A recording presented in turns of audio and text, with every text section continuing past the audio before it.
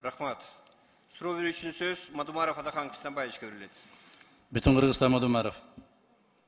Урматтуу баш прокурор мырза, отчеттук мезгилдин ичинде бир жолу иштен четтеп кайра келдиңиз да.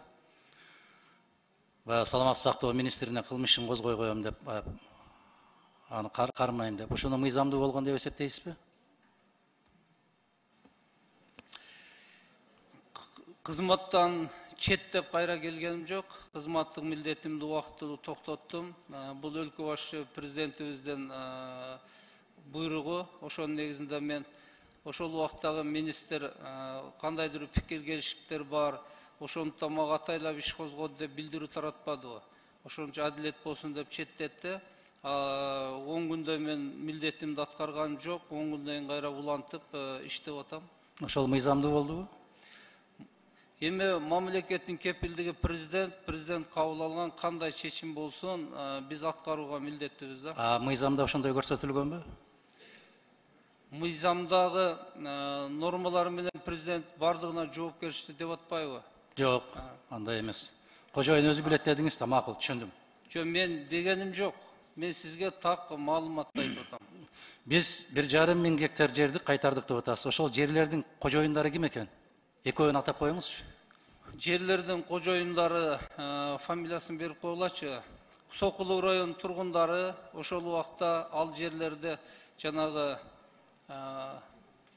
рассвет 2 чарбага тиешелүү деп бирок регистрацияны өткөрбөй ушу союз таркагандан бери өздөрү колдонуп келген экен. Бүгүнкү күндө алар камалып, кызмат адамдары бар, Сокулуу район аким орун басары.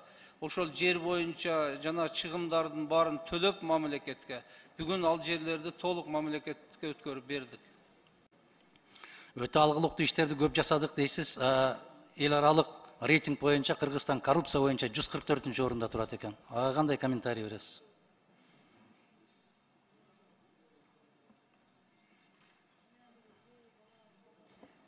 Эл аралык рейтинг боюнча өзүңүз билесиз, Адахан Кимсанбаевич. Бир эле коррупция менен күрөшүү эмес, мыйзамдар боюнча жана башка көптөгөн критерийлер менен бааланат бул. Ошол баанын негизинде 27 балл коюлган быйыл Кыргызстанга. Бул 185 мамлекеттин ичинен 140-орун дейлеген. 144. Көрсөткүч былтыркыдай эле 140-орун, 44 эмес. Жал микрорайонунда курулуп аткан Алам сервис компаниясынын үйлөрү боюнча чоң иликтөө болуп атат, чоң резонанс болуп атат. Аларга кандай мамиле жасайсыз?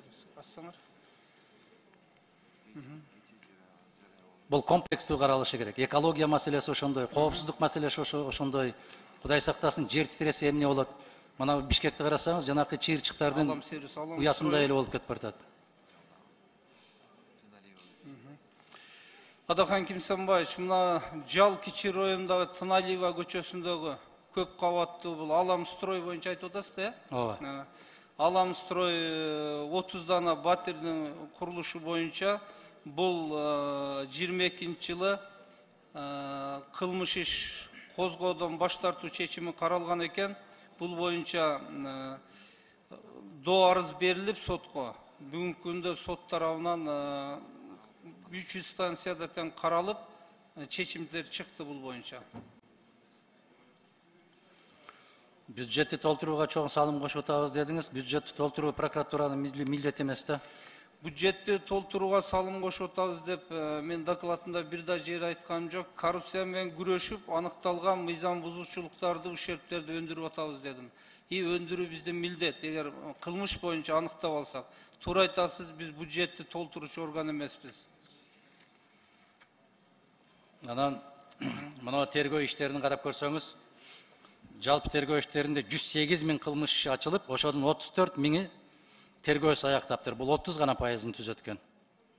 10 гана пайызы сотко жиберилиптир. 10 гана пайызы.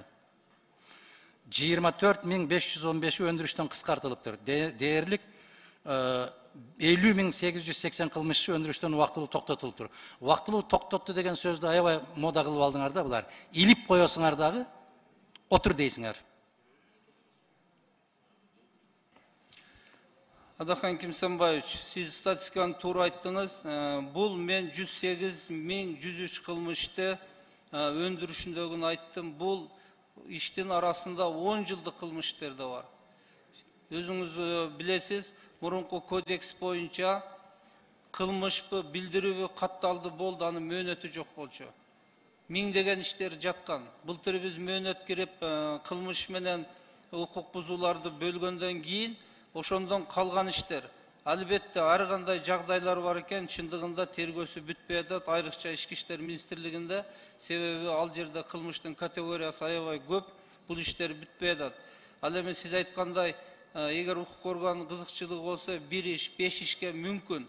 Балким кыянат кылып бүтүрбөй аткандыр, а бул жерде миңдеген иштер баягы кылмышкер аныкталбаган, же болбосо жоопко тартылуучу адам жок, экспертизасы чыга элек, ушундай катталып калган, бүгүн чечим кабыл ала албайт, жабырлануучу жок. Ушундай толгон токой маселелер бар да, ошондуктан бүгүнкү өндүрүштө иштердин саны ушунчалык көп, сотко кеткен аз болуп калган себеби ушунда.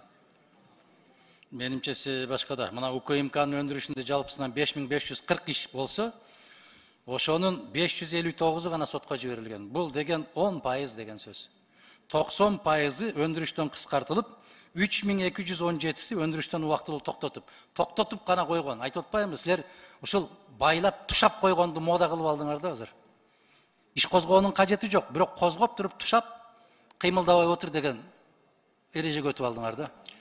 Ошол эреже менен иштеп аткан кылмыш болсо айтсаңыз, мен текшерип жооп берем. Мен айтпайм силерге, силер айтып атасыңар. 3217-си өндүрүштөн токтолуп турат деп. Адахан Кимсанбай, статистика боюнча отчетто айтканга мен милдеттүүмүн да. Отчетто айтып атам, анын себебин да сизге айтып атам. Эмне себептен ушунча токтоп турат? Жагдай толтура да.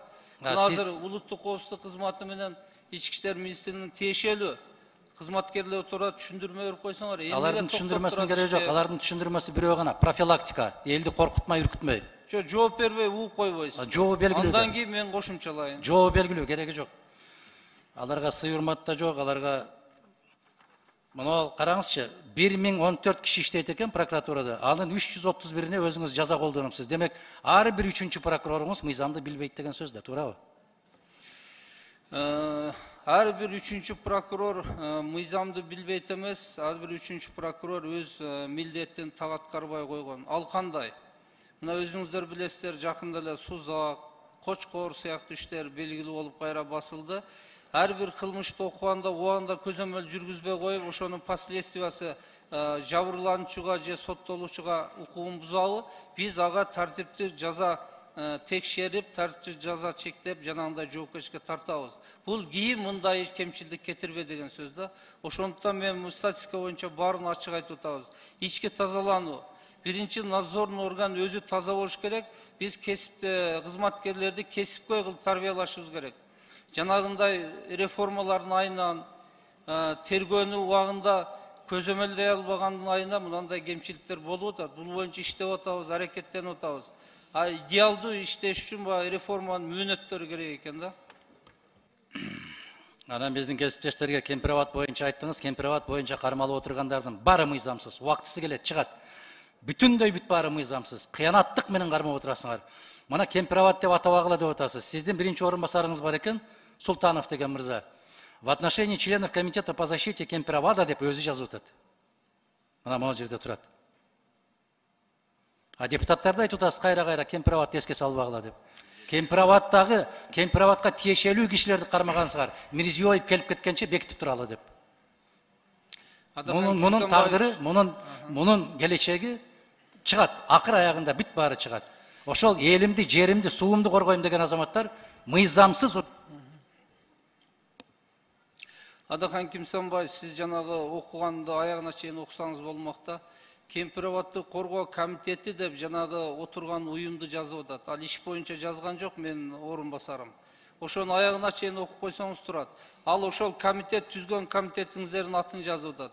Анан бул